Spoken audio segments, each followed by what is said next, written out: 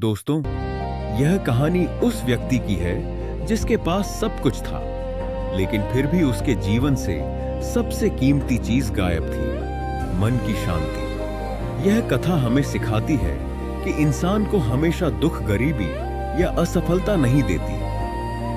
कई बार अपनी ही अनियंत्रित सोच उसे भीतर से तोड़ देती है। बहुत समय पहले मगध राज्य के एक समृद्ध नगर में एक व्यापारी रहता था।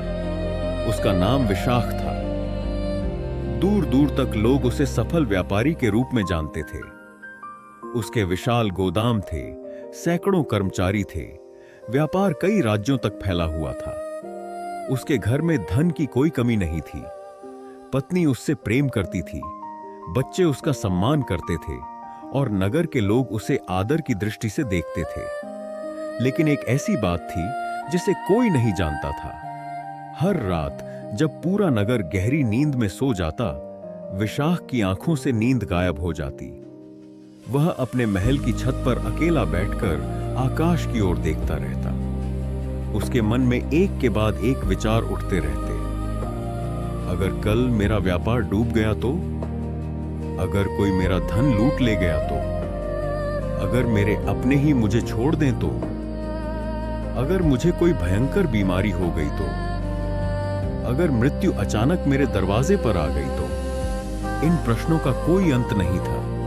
एक चिंता खत्म होती, दूसरी उससे भी बड़ी चिंता जन्म ले लेती। धीरे धीरे उसका मन वास्तविकता और कल्पना का अंतर भूलने लगा। वह उन घटनाओं से भी डरने लगा जो कभी हुई ही नहीं थी। सुबह जब कर्मचारी व्यापार की बात करने आते, वह हर सौदे में खतरा देखने लगता। यह व्यापार मत करो, वहां माल मत भेजो, कहीं नुकसान हो गया तो? उसके निर्णय बदलने लगे। जो व्यापारी कभी साहस और बुद्धि के लिए प्रसिद्ध था, अब डर और संदेह का कैदी बन चुका था। घर में भी वही स्थिति थी। यदि उसका बेटा देर से घर लौटता तो वह मन ही मन सैकड़ों दुर्घटनाओं की कल्पना कर लेता। यदि पत्नी थोड़ी देर के लिए बीमार पड़ जाती तो उसे लगता कि अब सब कुछ समाप्त हो जाएगा। एक दिन उसकी पत्नी ने धीरे से पूछा, स्वामी, आप इतने परेशान क्यों रहते हैं? हमारे पास सब कुछ है। विशाख ने गहरी सांस लेते हुए कहा, यही तो डर है। जितना अधिक मेरे पास है, उतना अधिक खोने का भय है। पत्नी चुप हो गई। समय बीतता गया। अब विशाख रात रात भर जागने लगा। उसकी आंखों के नीचे काले घेरे पड़ गए। भोजन का स्वाद खत्म हो गया। उसे हर व्यक्ति पर संदेह होने लगा। कभी उसे लगता कि नौकर चोरी करेंगे, कभी लगता कि साझेदार धोखा देंगे, कभी लगता कि राजा नया कर लगाकर सब कुछ छीन लेगा। उसका मन लगातार दौड़ता रहता, जैसे कोई घोड़ा बिना रुके भाग रहा हो। एक रात उसने अपने सारे खजाने खुलवाए। घंटों तक सोने चांदी के बक्से गिनता रहा, फिर भी उसे संतोष नहीं मिला। उसने पहरेदारों की संख्या दोगुनी कर दी, फिर भी डर खत्म नहीं हुआ। उसने घर के चारों ओर ऊंची दीवारें बनवा दी, लेकिन मन की दीवारें पहले से भी कमजोर होती चली गईं। अब नगर के लोग भी उसके व्यवहार में बदलाव देखने लगे। किसी ने कहा, व्यापारी बहुत बुद्धिमान हो गया है। दूसरे ने कहा, नहीं, वह हर समय किसी न किसी चिंता में डूबा रहता है। एक वृद्ध ने धीमे स्वर में कहा, यह बुद्धिमानी नहीं है, यह मन की कैद है। लेकिन किसी ने उसकी बात पर ध्यान नहीं दिया। कुछ ही महीनों में विशाख का शरीर भी कमजोर पड़ने लगा। वह दिन में कई बार एक ही बात पूछता, गोदाम सुरक्षित हैं? धन ठीक है? कोई चोरी तो नहीं हुई? यदि उत्तर हां, सब ठीक है मिलता, तब भी उसका मन शांत नहीं होता। वह तुरंत अगला प्रश्न पूछ देता, लेकिन अगर कल कुछ हो गया तो? यही प्रश्न अब उसके जीवन का सबसे बड़ा शत्रु बन चुका था। उसके मित्र उससे मिलने आते, लेकिन वह हंसना भूल चुका था। उसे हर मुस्कुराते चेहरे के पीछे कोई षड्यंत्र दिखाई देता। हर अच्छी खबर में उसे आने वाले बुरे समय की आहट सुनाई देती। एक शाम वह बाजार से लौट रहा था। उसने सड़क किनारे एक गरीब किसान को देखा। किसान सूखी रोटी खा रहा था, लेकिन उसके चेहरे पर गहरी मुस्कान थी। विशाख रुक गया। उसने सोचा, इसके पास कुछ भी नहीं है, फिर भी यह इतना शांत कैसे है? और मेरे पास सब कुछ है, फिर भी मैं इतना बेचैन क्यों हूं? यह प्रश्न पहली बार उसके भीतर उठा। लेकिन उसका मन फिर बोला, शायद यह मूर्ख है, इसे भविष्य की चिंता नहीं है। और वह वहां से आगे बढ़ गया। उसे पता नहीं था कि यही प्रश्न उसके जीवन को बदलने वाला था। उसी समय उसी नगर के बाहर एक विशाल पीपल के वृक्ष के नीचे भगवान बुद्ध अपने शिष्यों के साथ ठहरे हुए थे। नगर के लोग बड़ी श्रद्धा से उनके दर्शन करने जा रहे थे। किसी ने विशाख से भी कहा, व्यापारी जी, सुना है भगवान बुद्ध नगर में आए हैं, उनके पास जाइए, शायद आपको मन की शांति मिल जाए। विशाख हल्की सी मुस्कान हंसा। यदि शांति इतनी आसानी से मिल जाती तो दुनिया का कोई भी अमीर दुखी नहीं होता।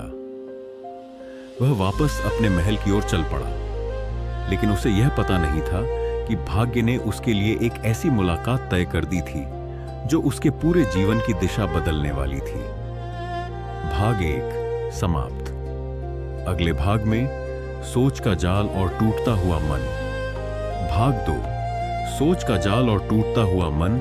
विशाख अपने महल में लौट तो आया, लेकिन उस रात भी उसे नींद नहीं आई। महल के विशाल कक्ष में चारों ओर सन्नाटा था, केवल दिए की धीमी लौ जल रही थी।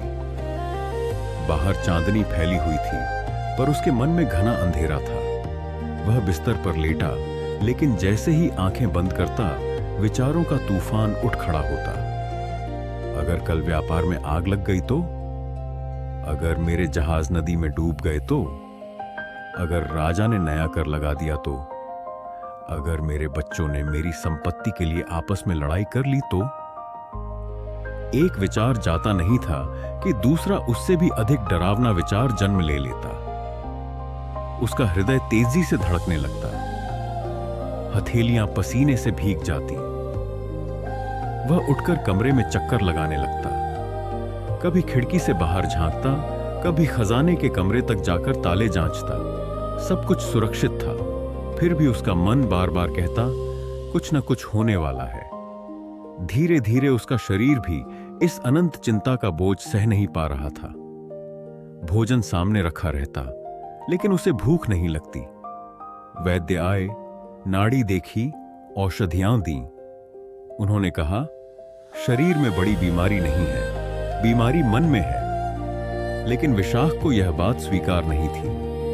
उसे लगता था कि चिंता करना ही समझदारी है। जो भविष्य के हर खतरे के बारे में पहले से सोचता है, वही सुरक्षित रहता है। उसे यह समझ नहीं आ रहा था कि सावधानी और अति चिंता में बहुत बड़ा अंतर होता है। एक दिन वह अपने सबसे पुराने मित्र से मिला। मित्र ने उसे देखकर कहा, विशाख, तुम्हारे चेहरे की चमक कहां चली गई? पहले तुम निर्णय लेने वाले व्यक्ति थे, अब हर बात से डरते क्यों हो? विशाख ने उत्तर दिया, मैं डरता नहीं, मैं केवल हर संभावना के बारे में सोचता हूं। मित्र मुस्कुराया और बोला, जो व्यक्ति हर संभावना के बारे में सोचते सोचते वर्तमान खो दे, वह भविष्य भी नहीं बचा पाता। यह बात सुनकर विशाख कुछ क्षण के लिए शांत हुआ, लेकिन उसका मन फिर बोला, अगर मित्र ही मुझे धोखा देना चाहता हो तो? अब उसे अपने सबसे करीबी लोगों पर भी संदेह होने लगा था। घर में उसकी पत्नी और बच्चे भी परेशान रहने लगे। बच्चे पिता से बात करने से डरते थे, क्योंकि हर बात पर उन्हें डांट मिलती। पत्नी कई बार समझाने की कोशिश करती, लेकिन हर बार वही उत्तर मिलता, तुम लोग नहीं समझते, दुनिया बहुत खतरनाक है। धीरे धीरे विशाख ने लोगों से मिलना जुलना भी कम कर दिया। वह घंटों अकेले बैठा रहता और कल्पनाओं में खोया रहता। कभी उसे लगता कि कोई उसका पीछा कर रहा है, कभी लगता कि नौकर उसके विरुद्ध षड्यंत्र कर रहे हैं। एक रात तो उसने पूरे महल को जगा दिया। उसे लगा कि चोर आ गए हैं। सैनिक दौड़े, मशालें जलीं, पूरे महल की तलाशी ली गई, लेकिन वहां कोई नहीं था। सब लोग वापस लौट गए। विशाख अकेला बैठा रहा। पहली बार उसके मन में यह प्रश्न उठा, क्या मेरा मन ही मुझे धोखा दे रहा है? अगले दिन वह बाजार गया। वहां उसने देखा कि एक बूढ़ा कुम्हार मुस्कुराते हुए मिट्टी के घड़े बना रहा था। अचानक एक घड़ा उसके हाथ से गिरकर टूट गया। विशाख ने सोचा, अब यह बूढ़ा दुखी होगा, लेकिन बूढ़ा शांत रहा। उसने टूटी हुई मिट्टी को उठाया और फिर से नया घड़ा बनाना शुरू कर दिया। विशाख ने पूछा, तुम्हें दुख नहीं हुआ? बूढ़ा मुस्कुराकर बोला, जो टूट गया उसके पीछे रोने से नया घड़ा नहीं बनता। यह उत्तर विशाख के मन में गूंजता रहा, लेकिन उसका मन अभी भी डर के बंधन में था। उसी शाम नगर में खबर फैली कि भगवान बुद्ध पीपल के वृक्ष के नीचे लोगों को जीवन का ज्ञान दे रहे हैं। सैकड़ों लोग उनके पास जा रहे थे, कोई दुख लेकर, कोई प्रश्न लेकर, कोई केवल शांति की खोज में। विशाख ने दूर से उस भीड़ को देखा। उसके भीतर दो आवाजें उठीं। पहली आवाज बोली, जाओ, शायद तुम्हें शांति मिल जाए। दूसरी आवाज बोली, कोई तुम्हारी मदद नहीं कर सकता, तुम्हारी समस्याएं बहुत बड़ी हैं। वह कुछ देर तक वहीं खड़ा रहा। फिर धीरे धीरे उसने अपने कदम बुद्ध की ओर बढ़ा दिए। उसे अभी पता नहीं था कि यह यात्रा केवल पीपल के पेड़ तक नहीं, बल्कि अपने ही अशांत मन से मुक्ति की यात्रा बनने वाली थी। भाग 2 समाप्त। अगले भाग में परिवार की बेबसी और भगवान बुद्ध से पहली मुलाकात। भाग 3 परिवार की बेबसी और भगवान बुद्ध से पहली मुलाकात। रात का समय था। पूरे महल में सन्नाटा पसरा हुआ था। आकाश में पूर्णिमा का चांद चमक रहा था, लेकिन विशाख के मन में अंधकार पहले से भी गहरा हो चुका था। वह अपने कक्ष में अकेला बैठा था। सामने सोने चांदी से भरे संदूक रखे थे, पर उसकी आंखों में संतोष नहीं, केवल भय था। वह बार बार खुद से कहता, अगर कल यह सब चला गया तो, अगर मैं सब कुछ खो बैठा तो। उसी समय उसकी पत्नी कमरे में आई। उसने देखा कि विशाख कई घंटों से एक ही जगह बैठा है। पत्नी ने धीरे से कहा, स्वामी, 3 दिन से आपने ठीक से भोजन नहीं किया। बच्चे भी आपसे बात करना चाहते हैं। आखिर आपको किस बात का डर है? विशाख ने गहरी सांस ली और बोला, तुम नहीं समझोगी। मुझे हर समय लगता है कि कोई बड़ी विपत्ति आने वाली है। मैं जितना बचने की कोशिश करता हूं, उतना ही डर बढ़ जाता है। पत्नी की आंखों में आंसू आ गए।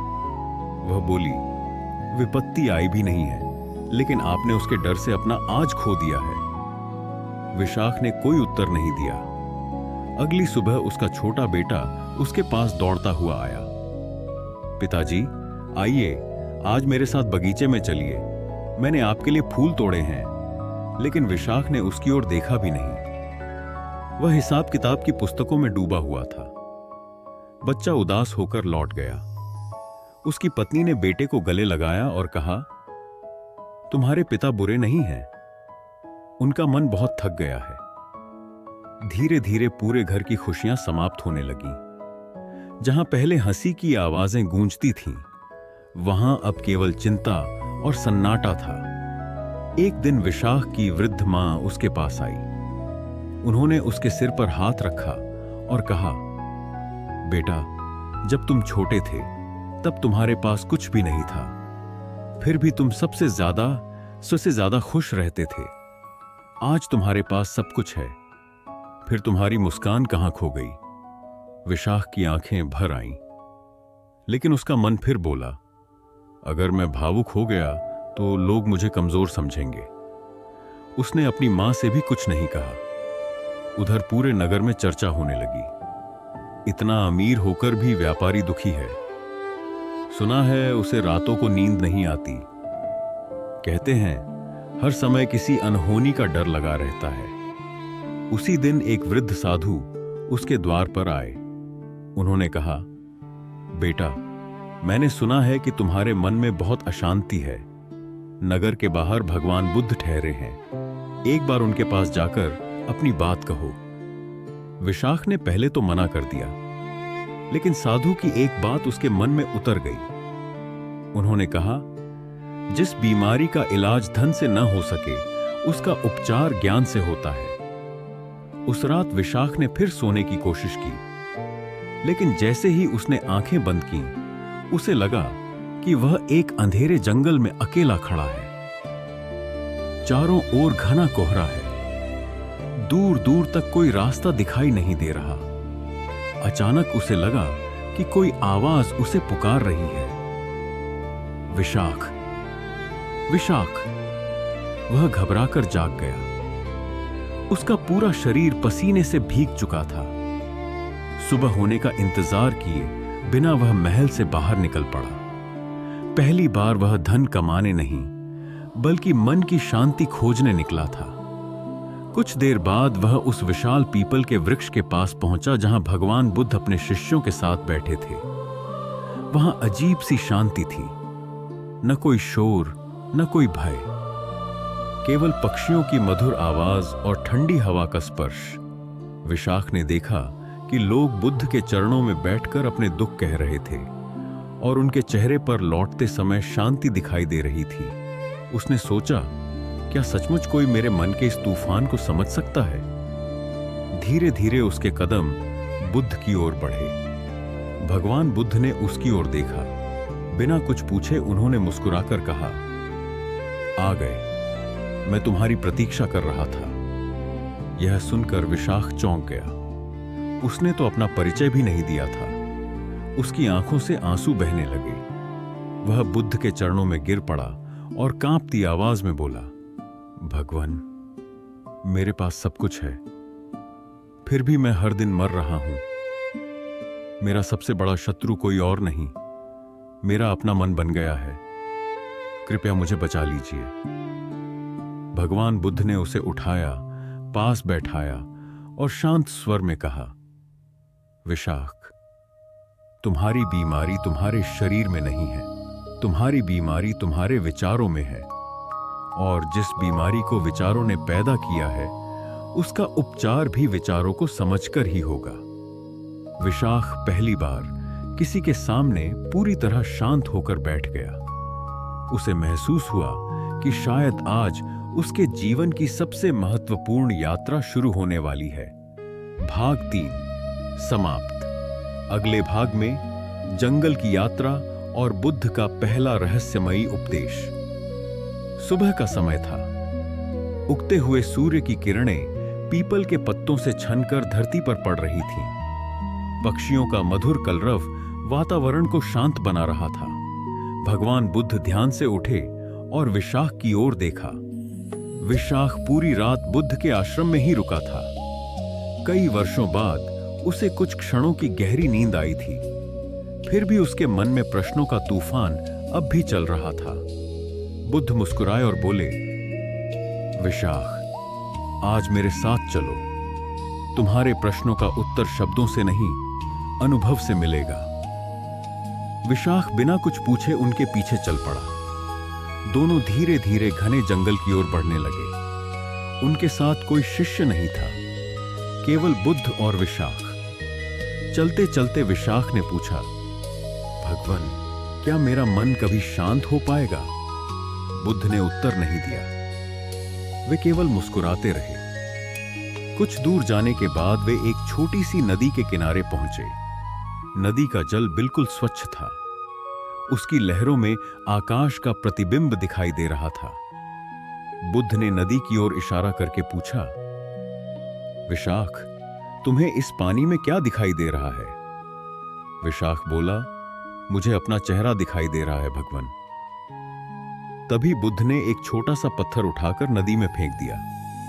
पानी में लहरें उठने लगीं। प्रतिबिंब टूट गया। बुद्ध ने पूछा, अब क्या दिखाई दे रहा है? विशाख बोला, कुछ भी स्पष्ट नहीं, केवल लहरें हैं। बुद्ध ने शांत स्वर में कहा, यही तुम्हारा मन है। जब तक उसमें चिंता और भय की लहरें उठती रहेंगी, तब तक तुम सत्य को कभी नहीं देख पाओगे। विशाख ध्यान से सुन रहा था। कुछ देर बाद लहरें अपने आप शांत हो गईं। पानी फिर से साफ हो गया। बुद्ध बोले, क्या नदी ने लहरों से लड़ाई की? नहीं। क्या उसने उन्हें रोकने की कोशिश की? नहीं। फिर वह शांत कैसे हुई? विशाख कुछ क्षण सोचता रहा, फिर बोला, क्योंकि उसने उन्हें अपने आप शांत होने दिया। बुद्ध मुस्कुराए। यही जीवन का पहला रहस्य है। विचारों से लड़ने वाला व्यक्ति कभी शांत नहीं होता। जो उन्हें आने जाने देता है वही मुक्त हो जाता है। विशाख के मन में जैसे कोई नई रोशनी जलने लगी, लेकिन तभी उसका मन फिर बोला, अगर मैं चिंता करना छोड़ दूं तो भविष्य में आने वाली मुसीबतों से कैसे बचूंगा? बुद्ध जैसे उसके मन की बात पढ़ रहे थे। उन्होंने कहा, सावधानी आवश्यक है, लेकिन भय आवश्यक नहीं। बुद्धिमानी समाधान खोजती है, जबकि चिंता केवल समस्याओं की कल्पना करती रहती है। यह सुनकर विशाख पहली बार बिल्कुल शांत हो गया। थोड़ी दूर आगे बढ़ने पर दोनों एक पुराने बरगद के पेड़ के नीचे पहुंचे। वहां एक बूढ़ा लकड़हारा बैठा था। उसके पास खाने के लिए केवल 2 सूखी रोटियां थीं, फिर भी उसके चेहरे पर संतोष था। विशाख ने आश्चर्य से पूछा, भगवान, इस व्यक्ति के पास कुछ भी नहीं है, फिर भी यह इतना प्रसन्न कैसे है? बुद्ध ने कहा, जिसके पास कम इच्छाएं होती हैं, उसके पास सबसे अधिक शांति होती है। जिसके पास अनंत इच्छाएं होती हैं, वह सबसे बड़ा गरीब होता है, चाहे उसके पास कितना भी धन क्यों न हो। ये शब्द विशाख के हृदय में उतर गए। उसे पहली बार महसूस हुआ कि उसकी असली गरीबी धन की नहीं, मन की थी। सूर्य धीरे धीरे पश्चिम की ओर झुकने लगा। वापस लौटते समय बुद्ध ने कहा, विशाख, आज तुमने केवल पहला पाठ सीखा है। कल मैं तुम्हें तुम्हारे मन का सबसे बड़ा शत्रु दिखाऊंगा। जब तुम उसे पहचान लोगे, उसी दिन तुम्हारे दुख का अंत शुरू हो जाएगा। विशाख ने विनम्रता से उनके चरण स्पर्श किए। उस रात उसने वर्षों बाद पहली बार बिना खजाने के कमरे की जांच किए सोने की कोशिश की। लेकिन उसे यह नहीं पता था कि अगले दिन बुद्ध उसे ऐसी परीक्षा देने वाले हैं जो उसकी पूरी जिंदगी बदल देगी। भाग 4। भगवान बुद्ध से पहली मुलाकात, सूरज की पहली किरणें अभी अभी धरती पर उतरी थीं। हवा में हल्की ठंडक थी। नगर के बाहर एक विशाल पीपल के वृक्ष के नीचे भगवान बुद्ध अपने शिष्यों के साथ शांत भाव से बैठे थे। दूर दूर से लोग अपने दुख, प्रश्न और जिज्ञासाएं लेकर उनके पास आ रहे थे। उधर विशाख पूरी रात जागता रहा था। उसकी आंखें लाल थीं, चेहरा थका हुआ था और मन पहले से भी अधिक अशांत था। उसे लगा जैसे अब वह अपनी ही सोच का कैदी बन चुका है। आखिरकार उसने निर्णय लिया, आज मैं उस महात्मा से मिलूंगा जिनके बारे में पूरा नगर कह रहा है। यदि उनके पास भी मेरे प्रश्नों का उत्तर नहीं होगा, तो शायद इस संसार में कोई मेरी सहायता नहीं कर सकता। धीरे धीरे वह पीपल के वृक्ष की ओर बढ़ने लगा। जैसे जैसे वह बुद्ध के निकट पहुंच रहा था, उसके भीतर अजीब सी घबराहट बढ़ती जा रही थी। उसे डर था कि कहीं बुद्ध भी उसे पागल न समझ लें। वह कुछ ही कदम दूर पहुंचा था कि भगवान बुद्ध ने अपनी आंखें खोली। उन्होंने बिना किसी परिचय के विशाख की ओर देखा और मुस्कुराकर कहा, आओ विशाख, तुम बहुत देर से अपने ही मन का बोझ उठाए घूम रहे हो। यह सुनते ही विशाख स्तब्ध रह गया। उसने तो अपना नाम भी नहीं बताया था। उसकी आंखें आश्चर्य से फैल गईं। वह कांपते हुए बुद्ध के चरणों में गिर पड़ा और रोने लगा। कई वर्षों से दबे हुए आंसू आज बिना रुके बह रहे थे। कुछ देर बाद उसने कांपती आवाज में कहा, भगवान, मैं थक गया हूं। मेरे पास धन है, सम्मान है, परिवार है, लेकिन मेरे मन में एक पल भी शांति नहीं है। मैं हर समय भविष्य के बारे में सोचता रहता हूं। मुझे हर जगह खतरा दिखाई देता है। मैं सो नहीं पाता, हंस नहीं पाता, जी भी नहीं पाता। भगवान बुद्ध शांत भाव से उसकी बात सुनते रहे। उन्होंने बीच में एक भी शब्द नहीं कहा। जब विशाख बोलते बोलते चुप हो गया, तब बुद्ध ने धीरे से पूछा, विशाख, तुम्हें सबसे अधिक डर किस बात का है? विशाख कुछ क्षण सोचता रहा, फिर बोला, मुझे सब कुछ खो देने का डर है। बुद्ध ने फिर पूछा, और यदि तुम्हारे पास खोने के लिए कुछ भी ना होता तब? विशाख चुप हो गया। उसने इस प्रश्न के बारे में कभी सोचा ही नहीं था। बुद्ध ने मुस्कुराते हुए पास रखी मिट्टी की एक छोटी कटोरी उठाई। उन्होंने उसमें पानी भरा और विशाख के हाथ में दे दी। फिर बोले, इसे बिना एक बूंद गिराए मेरे साथ लेकर चलो। विशाख बहुत सावधानी से चलने लगा। उसकी पूरी निगाह केवल कटोरी पर थी। कुछ देर बाद बुद्ध रुक गए और पूछा, विशाख, रास्ते में फूल खिले थे, क्या तुमने उन्हें देखा? नहीं भगवन। पक्षियों का मधुर संगीत सुना? नहीं। ठंडी हवा का स्पर्श महसूस किया? नहीं। बुद्ध मुस्कुराए। क्यों? विशाख बोला, क्योंकि मेरा पूरा ध्यान इस कटोरी पर था। तब भगवान बुद्ध ने गंभीर स्वर में कहा, जैसे इस कटोरी को बचाने की चिंता में तुमने रास्ते की सारी सुंदरता खो दी, उसी तरह भविष्य को बचाने की चिंता में तुमने अपना पूरा वर्तमान खो दिया है। ये शब्द सुनते ही विशाख के शरीर में जैसे बिजली सी दौड़ गई। उसे पहली बार एहसास हुआ कि वह वर्षों से जी ही नहीं रहा था, वह केवल डर रहा था। कुछ देर तक वहां गहरा मौन छाया रहा। फिर बुद्ध ने कहा, विशाख, तुम्हारी सबसे बड़ी समस्या यह नहीं कि तुम सोचते हो। समस्या यह है कि तुम सोच को रोकना नहीं जानते। मन एक अच्छा सेवक है, लेकिन यदि उसे मालिक बना दिया जाए तो वही सबसे बड़ा अत्याचारी बन जाता है। विशाख की आंखों से फिर आंसू बहने लगे। उसने हाथ जोड़कर कहा, भगवन, क्या मेरा मन कभी शांत हो सकता है? बुद्ध ने स्नेह से उसकी ओर देखा और कहा, हर तूफान के बाद शांति आती है, लेकिन पहले तुम्हें यह समझना होगा कि तूफान बाहर नहीं, तुम्हारे भीतर चल रहा है। कल से तुम्हारी वास्तविक शिक्षा आरंभ होगी। उस क्षण विशाख को ऐसा लगा जैसे वर्षों बाद उसके हृदय पर रखा भारी पत्थर थोड़ा हल्का हो गया हो। लेकिन उसे अभी नहीं पता था कि बुद्ध उसे ऐसी परीक्षा देने वाले हैं जिसमें उसे अपने सबसे बड़े शत्रु का सामना करना पड़ेगा। अपने ही मन का अगर आपको यह कहानी पसंद आई होगी तो please like, subscribe, share, comment करके जरूर जाएगा। ऐसी कहानी सुनाने के लिए आगे पार्ट में देखिएगा नेक्स्ट डे। धन्यवाद।